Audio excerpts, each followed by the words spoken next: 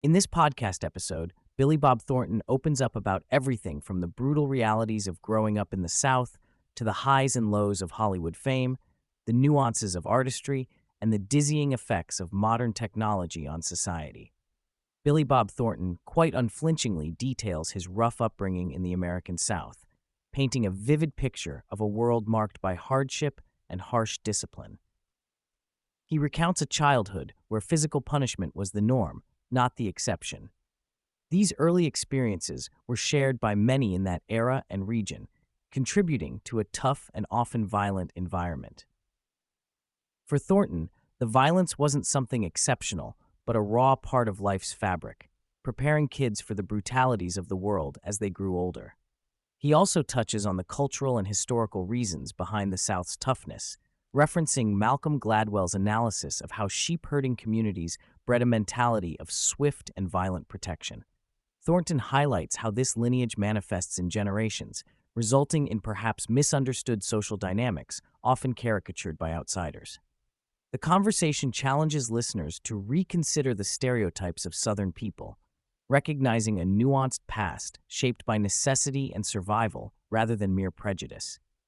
In a fascinating tangent, Thornton explores the little-known but impactful role that hookworm infections played in shaping negative stereotypes about Southern Americans. Hookworm, a parasite contracted from walking barefoot on contaminated soil, caused fatigue and cognitive sluggishness among a significant portion of the population in the South. This, Thornton explains, contributed to the damaging association of the Southern drawl with laziness or stupidity. The infrastructure improvements and public health campaigns, which included deworming treatments and promotion of shoe wearing, gradually mitigated this problem. This revelation reframes a long-held stereotype as not cultural but biological in origin, inviting us to rethink deep biases. Isn't it startling how such a microscopic parasite could shape societal perceptions for generations? Thornton candidly recounts his own experiences battling stereotypes in Hollywood, especially those aimed at Southerners. Casting directors often either dismissed or caricatured Southern accents and personas, perpetuating shallow archetypes. Thornton recalls an early audition where he was told he wasn't Southern enough despite his authentic background, exposing the paradoxical nature of Hollywood's gatekeeping. Moreover, the conversation touches on broader coastal city biases, where New York and Los Angeles are deemed cultural centers that often condescend to those from flyover states. Thornton and Rogan discuss how such biases extend to music and art, illustrating the challenges Southern artists face in gaining respect. But as Thornton points out, genuine talent, like that of Stevie Ray Vaughan or the Allman Brothers, inevitably breaks through, challenging these narrow perceptions. What forces still resist innovation and inclusion today? The dialogue pivots to Thornton's identity as a musician, particularly with his band, the Boxmasters. For many years, the stigma of actor-turned-musician shadowed his music career, with critics dismissing his work despite growing fan support. Thornton's testimony highlights how persistence and friendship within the band sustained their creative output for over 2 decades, culminating in a late-career resurgence that defied earlier misjudgments. He emphasizes that making great music is not about ego or showmanship, but about the unique feel and chemistry shared by band members, something unteachable but deeply felt. The dynamic balance of maintaining friendships while creating art over a long period emerges as a rare and admirable accomplishment. Has the true value of sustained collaboration been undervalued in today's fast-paced music industry? Throughout the podcast, Thornton reflects on the strange mixed blessing that is fame.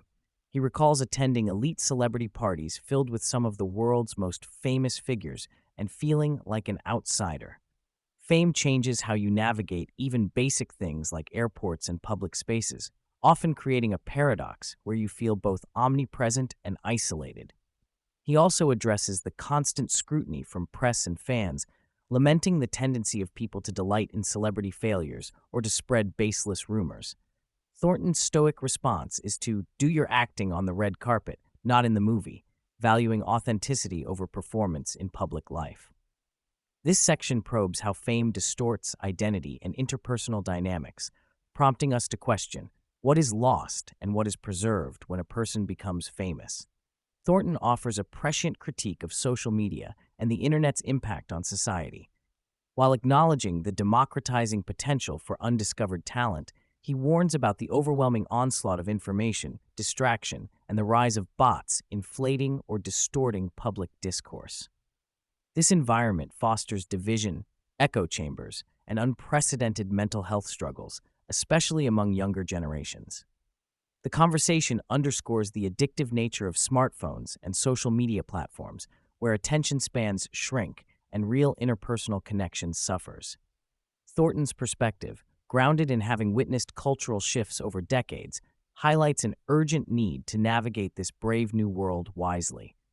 How can individuals reclaim focus and meaning amid endless digital noise?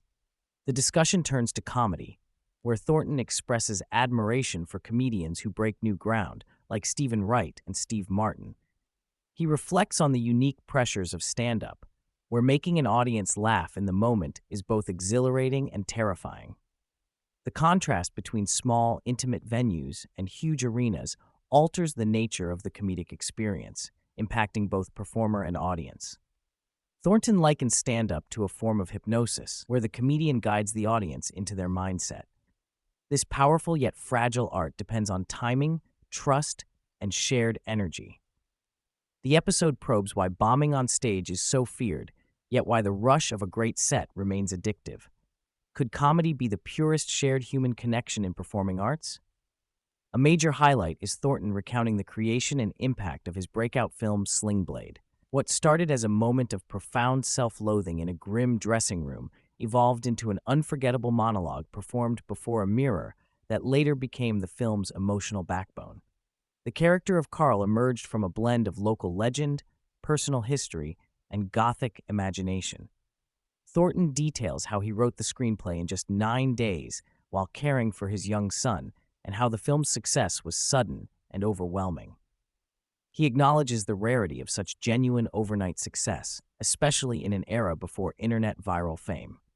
The story embodies the essence of self-made artistry and raises the question, what personal pain and determination feed genius? Thornton shares a skeptical view of awards shows, critics, and the arbitrary nature of evaluating art. He recounts experiences where his peers gave him respect that official bodies largely ignored. This disconnect reveals the complexities and politics behind acclaim and recognition. It also mirrors the decline of influential critics like Siskel and Ebert, whose friendly rivalry shaped film discourse.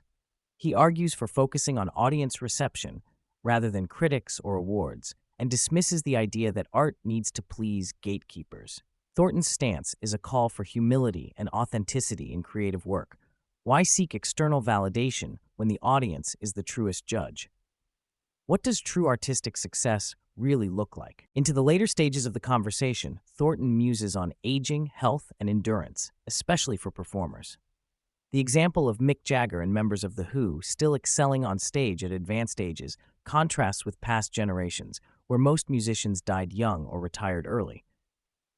Thornton attributes longevity in part to self-care, stress management, and discipline. Interestingly, he discusses how psychological perceptions of age affect behavior, how physical confidence can wane even when fitness remains. Thornton interweaves this with lifestyle choices like diet and moderate smoking, suggesting stress is a greater threat than indulgence. This honest appraisal invites us to reconsider what age means as a concept, especially for creative spirits. How much is body and how much a state of mind? Further expanding on societal change, Thornton highlights how reliance on technology, smartphones, GPS, instant communication reshapes human experience. While practical, these tools also degrade memory, navigation skills, and basic social interaction. He fondly recalls times when people relied on paper maps or strangers for directions, emphasizing a lost tactile connection to the environment. He also delves into the addictive character of phones, likening it to a necessary yet potentially destructive habit. This duality parallels his reflections on fame and technology, tools that can liberate or ensnare depending on usage. How might we reclaim control over technology to serve rather than dominate our lives? Throughout the extensive dialogue, an underlying theme emerges: the irreplaceable value of sincere relationship and communication. From sharing drinks and stories to meeting fans and keeping family close, Thornton emphasizes connection as a core antidote to isolation, stress, and despair. He acknowledges the emotional exhaustion of celebrity, but finds strength in guarding these human bonds. This theme extends to the artistic process, where feeling and authenticity transform performance into experience. Thornton nods to the importance of respect, whether for fellow musicians, actors, audiences, or historical context. In a rapidly shifting world, can we hold on to that old-fashioned, grounding sense of community and honesty?